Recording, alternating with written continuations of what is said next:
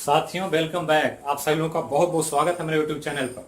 चलिए हम लोग देखेंगे आज समान विज्ञान के अंतर्गत केमिस्ट्री का एक महत्वपूर्ण चैप्टर जो चल रहा था, मूल कॉन्सेप्ट, उसी को आगे कंटिन्यू करेंगे हम लोग और देखेंगे जो मूल कॉन्सेप्ट में एलिमेंट के बारे में बताया गया था, उसी से संबंधित जो महत्वपूर्ण कॉन्सेप्ट है, क्वेश्चन जो पूछा जाता है, उसके माध्यम से हम इसको और ज्यादा स्पष्ट और बिल्कुल ही आसान आपके सामने प्रस्तुत करने का प्रयास कर रहे हैं। तो चलिए देखते हैं मूल कॉन्सेप्ट से संबंधित बात। वीडियो को जो पहली बार देख रहे हैं वो चैनल को सब्सक्राइब करें, वीडियो को लाइक करें और ज्यादा से ज्यादा लोगों को शेयर करें, ताकि ये हमारा फैमिली ये चल रहा है यूट्यूब चैनल का, ये बहुत बड़ा हो सके और हम लोग इस क्वालिटी एजुकेशन को ज्यादा से ज्यादा प्राप्त करें, से लाभ ले सके। तो चलिए देखते हैं एलिमेंट या तत्व से संबंधित मोल के बारे में। तो पहले वीडियो में इससे जो पहले आया था मोल कॉन्सेप्ट के बारे में, उसमें बताया गया था कि जब भी मोल तत्व के लिए यूज होता, मतलब किसी तत्व के लिए जब मोल कॉन्सेप्ट को हम इस्तेमाल करते हैं, तो हमने कहा था कि जब हम मोल लिखेंगे और लिख देंगे एक मोल तत्व, तो तत्व क्या है यह हम बता चुके हैं। तो एक मोल तत्व जब भी लिखा जाएगा तो इसमें जो एटम होता है उसकी संख्या एवोगाद्रो नंबर के बराबर होता, ये हम पहले ही वीडियो में बता चुके हैं। और इसका जो कुल वेट होता है वो तत्व के परमाणु भार के बराबर होता। तो ये भी हम डिस्कस कर चुके हैं पिछले वीडियो में। तो एक मोल तत्व बराबर कितना का, तो एवोगाद्रो नंबर एटम होगा और उसी का कुल भार जो होगा तत्व के एटॉमिक वेट के बराबर होगा। एग्जाम्पल पिछले वीडियो में दिया गया था, आज भी मैं एक वीडियो एग्जाम्पल दे रहा हूं। जैसे लिखूं एक मोल, और एक मोल तत्व के जगह अगर हम लिख दें एक मोल सोडियम, तो एक मोल सोडियम लिखें तो इसमें जो संख्या होगा एटम का, एवोगाद्रो नंबर कितना होता है, तो सबको पता है 6.023 गुना 10 का पावर 23 एटम किसका, तो सोडियम का। और इतना एटम सोडियम का वेट कितना, तो इसके एटॉमिक वेट के बराबर। तो सोडियम का एटॉमिक वेट कितना होता है, तो 23 होता है। तो बराबर लिख सकते हैं 23 ग्राम सोडियम। तो यही रिलेशन आपको ध्यान रखना, ये रिलेशन आप ध्यान रखेंगे तो तत्व से संबंधित जितना भी मोल से संबंधित सवाल पूछा जाएगा वो आप बिल्कुल आसानी से विद इन सेकेंड देखते ही आप बना सकते हैं। क्वेश्चन जो यहाँ पूछा जाएगा वो दो फॉर्मेट में होगा, कुछ न्यूमेरिकल या आंकिक प्रश्न होगा और कुछ जो होगा वो इस कॉन्सेप्ट को यूज करके कुछ ऑब्जेक्टिव सवाल या थ्योरेटिकल सवाल पूछा जाएगा। तो चलिए देखते हैं इसी को ध्यान में रखकर। अब एक चीज और बताया गया था मोल को एलिमेंट से जोड़ करके, कि अगर किसी एलिमेंट का भार दिया रहे, वेट दिया रहे, तो इस संबंध में जब भार दिया रहे तो जब मोल कैलकुलेट करते हैं तो उस स्थिति में मोल जो होता है वो दिया गया भार किसका, तो जिस तत्व का दिया गया है तो तत्व का यहां लिख देंगे। हम लिख दें समझने के लिए यहां पर कि दिया गया भार तत्व का और बटा तत्व का परमाणु भार, ये अगर भाग दे दें तो हमको मोल मिल जाता है तत्व का। और यही मोल निकालना सबसे मौलिक यहां पर उद्देश्य है पढ़ने का। सबसे ज्यादा मोल पर ही ध्यान रखना। क्वेश्चन जब भी आपको लगे कि मोल कॉन्सेप्ट का, तो सबसे पहले आप यही प्रयास करें कि हम जो दिया गया उसका मोल कैलकुलेट कर लें कि मोल कितना। अब यहां ध्यान रखना है, इसी को जब हम लिखते हैं तो मोल बराबर लिख देते हैं वेट बटा एटॉमिक वेट। ये ध्यान रखना है कि ये अगर फॉर्मूला, एक लाइन ये कॉन्सेप्ट और ये दोनों पता हो तो आप मोल संबंधित सारा क्वेश्चन बना सकते हैं। जैसे हम इसी का एग्जांपल लें कि अगर इस सोडियम का दिया रहे कि 23 ग्राम सोडियम है, 23 ग्राम सोडियम है और इसमें मोल निकालना है, तो मोल कितना होगा, तो मोल 23 ग्राम सोडियम में मोल कितना, तो दिया गया भार कितना, तो दिया गया भार सोडियम का 23 ग्राम और एटॉमिक वेट सोडियम का भी हमने कहा कितना होता है 23 ग्राम। तो 23 ग्राम से भाग दे देंगे तो ये कटेगा और आपको मिलेगा कितना, तो 1 मोल मिलेगा। मतलब यही हमने लिखा था कि 1 मोल 23 ग्राम, 23 ग्राम 1 मोल, वही यहां आया 23 ग्राम दिया है तो मोल निकाल लेंगे। अगर मोल दे दिया है और वेट पूछते तो कहेंगे 23 ग्राम सोडियम। तो यही रिलेशन को आपको एक दूसरे के साथ जोड़ करके जो भी प्रश्न पूछा जाता है आप बना सकते हैं। तो इतना कॉन्सेप्ट इतना ही सफिशियंट है आपके सभी एग्जाम के लिए। अब इसको कैसे पूछेगा एग्जाम में, उसको यहां पर थोड़ा सा ध्यान देंगे, आप बिल्कुल आसानी से बना सकते हैं। तो कैसे पूछता है, तो यहां पर ध्यान दें, एक क्वेश्चन हम लिख रहे हैं और इस एक ही क्वेश्चन के माध्यम से तत्व से संबंधित मूल कॉन्सेप्ट का पूरा समझ सकते हैं। हम एक क्वेश्चन लिख रहे हैं कि 10 ग्राम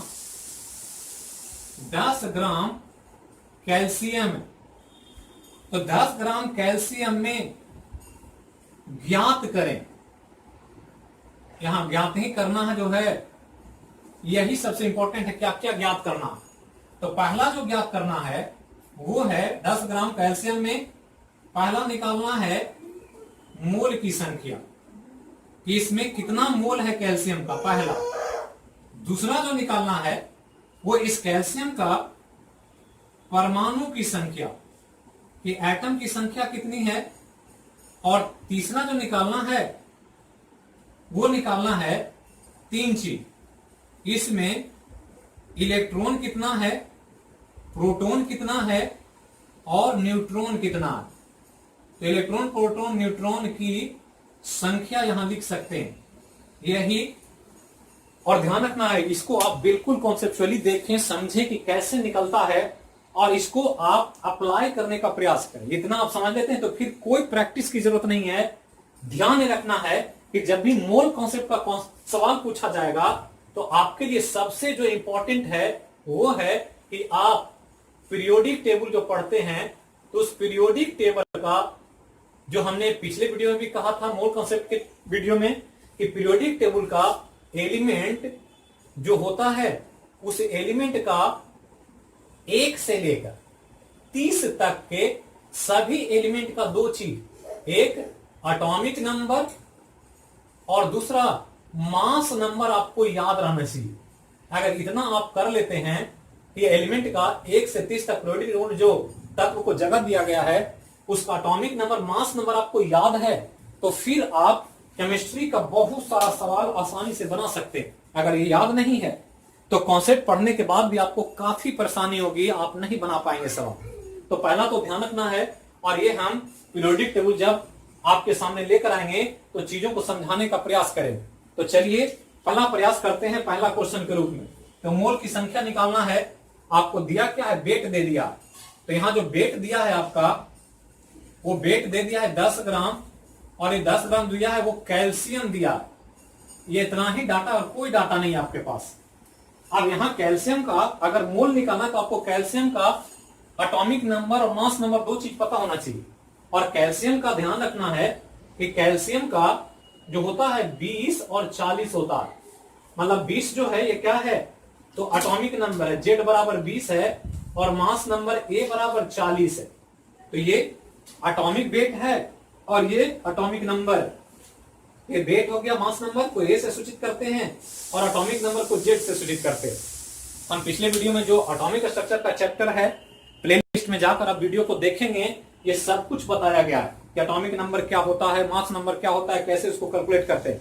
तो कैल्शियम का ऐसे ही लिखते हैं 20 40, 20 एटॉमिक नंबर Z है और मास नंबर 40 है, मतलब वेट 40 है और नंबर जो एटॉमिक नंबर 20 है।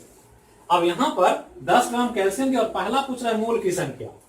तो पहला हम सवाल हल करने जा रहे हैं। बिल्कुल ध्यान रखना है कि पहला जो पूछ रहा है वो मोल की संख्या पूछ रहा है, और मोल की संख्या जब निकालना है तो क्या क्या है, वेट दिया हो रहा था तो क्या करना है, दिया गया भार बटा परमाणु भार।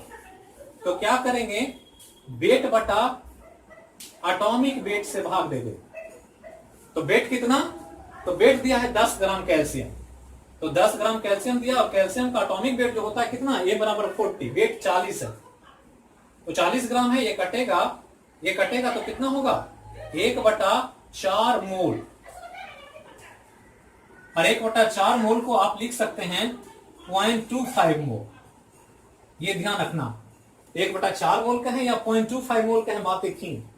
तो एक पहला आंसर आ गया कि वेट दिया हुआ तो आप मोल निकालना। अगर मोल में दिया रहता और इतना ही मोल देता और वेट पूछता तो फिर 10 ग्राम कैल्शियम आता। अब चलते हैं आगे। अब ध्यान दें कि दूसरा क्वेश्चन पूछ रहा है कि इसमें परमाणु की संख्या बताएं, ये एटम का नंबर ऑफ एटम कितना है। और अभी यहां लिखा गया है कि 1 मोल होता है तो एटम की संख्या अवोगाद्रो नंबर के बराबर इतना, मतलब इतना होता। तो बी जो कह रहा है कि इसी में 10 ग्राम जो कैल्शियम दिया गया, इसमें परमाणु की संख्या निकालो।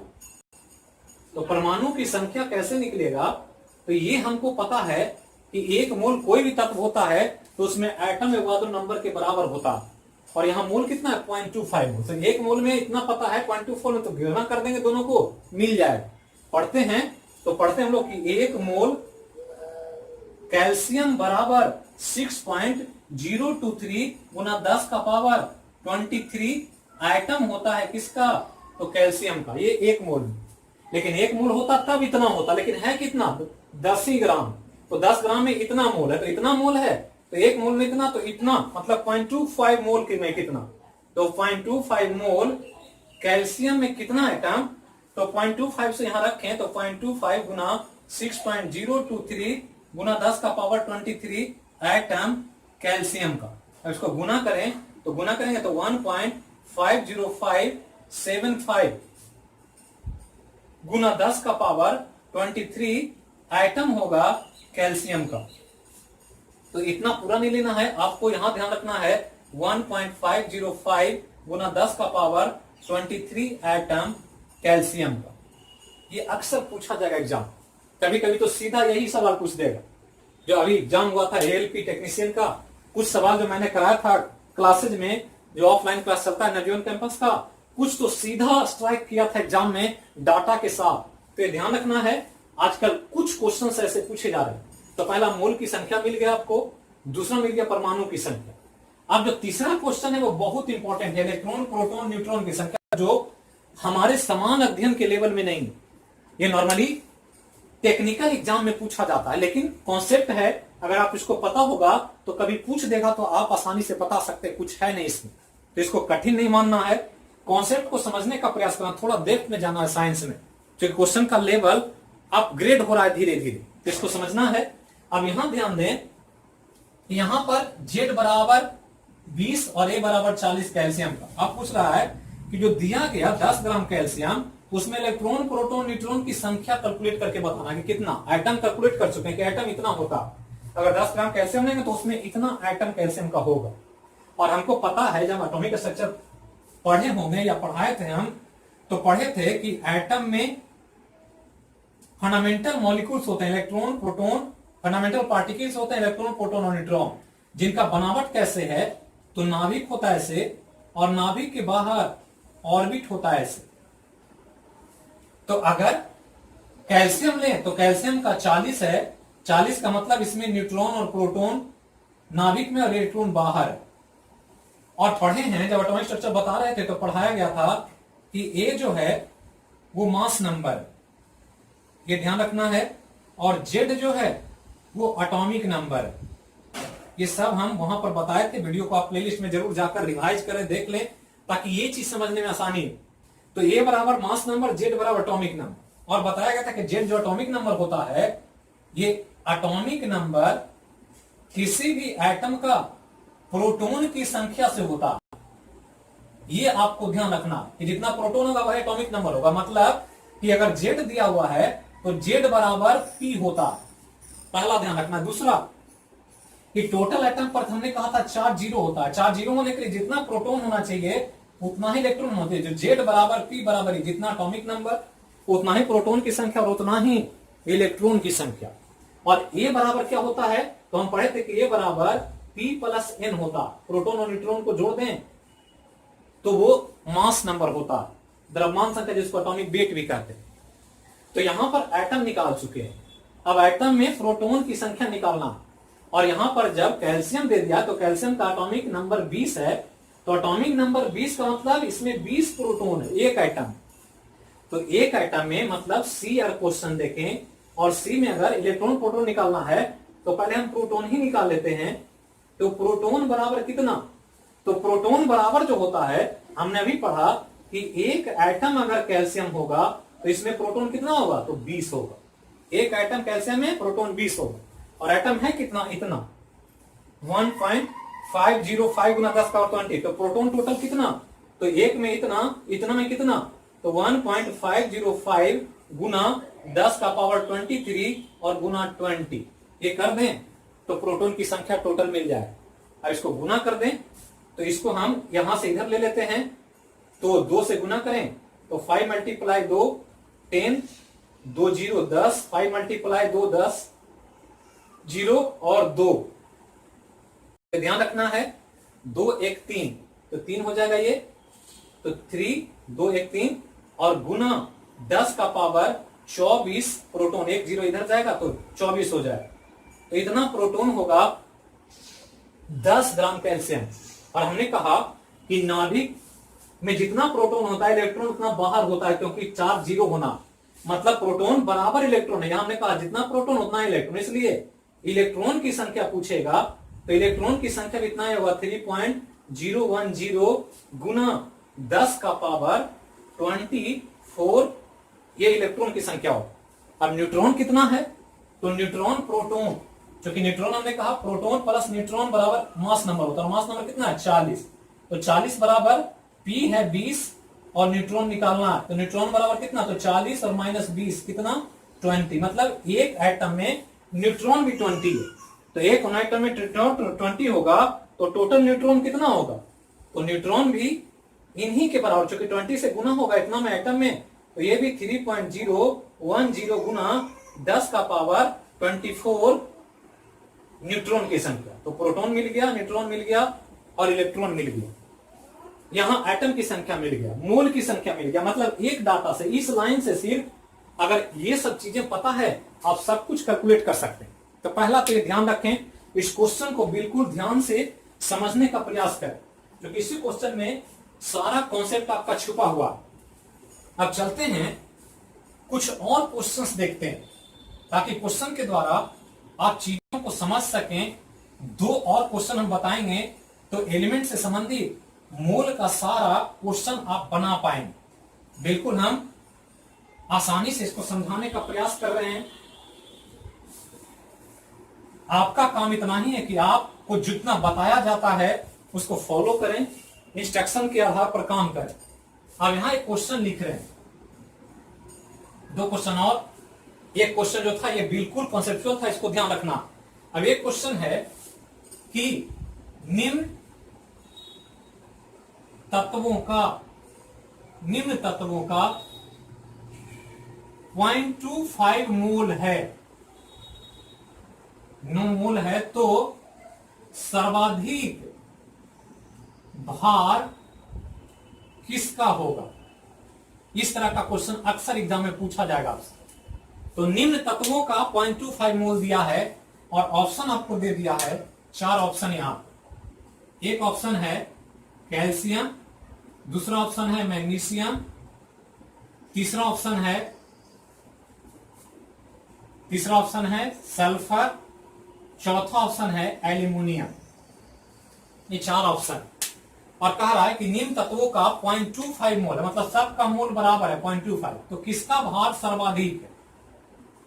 तो सर्वाधिक भार किसका होगा। अब पूरा कॉन्सेप्ट पढ़ चुके हैं, अब आप आंसर कर सकते हैं, अगर कॉन्सेप्ट को समझते हैं अप्लाई कर सकते हैं। तो हमने कहा 1 मोल होता है तो भार एटॉमिक वेट के बराबर होता है, मतलब सबका बराबर मोल है। 1 मोल की जगह पर 0.25 मोल, अगर 1 मोल होता सबका तो सबका एटॉमिक वेट के बराबर भार होता। तो कैल्शियम का होता कितना 40, इसका एटॉमिक वेट 40 होता है, मैग्नीशियम का 24, सल्फर का 32 और एल्युमिनियम का 27। यही एटॉमिक वेट है सबका। ये एटॉमिक वेट मैंने लिखा है, कैल्शियम का 40, मैग्नीशियम का 24, सल्फर का 32 और एल्युमिनियम का 27। अगर 1 मोल होता तो सबका इसका इतना इतना भार होगा, लेकिन है कितना 0.25। तो 0.25 मोल को अगर सॉल्व करें तो 0.25 को आप लिख सकते हैं 0.25/100 बराबर 1/4, मतलब 1/4 सबका करना। तो 4 सबका भाग दे दें ऐसे, तो 4 भाग दे देंगे तो नीचे वाला संख्या सब बराबर है, तो जो वाला भाग सबसे बड़ा होगा ऊपर में वही संख्या, उसी का भार सबसे अधिक होगा। तो 0.25 मोल है तो कैल्शियम का भार सबसे ज्यादा है 40, मतलब अगर इसको 4 से भाग देंगे तो सबसे ज्यादा 10 वैल्यू प्राप्त होगा इसी का, बाकी सबका 10 से छोटा होगा। तो 10 है, मतलब सबसे अधिक भाग किसका है, कैल्शियम का। तो पहला ये ध्यान रखना। दूसरा दे दे क्वेश्चन एक दे दे कि निम्न तत्वों का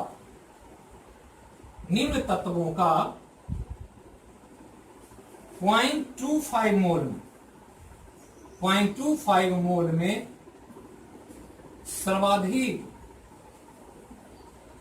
सर्वाधिक परमाणु की संख्या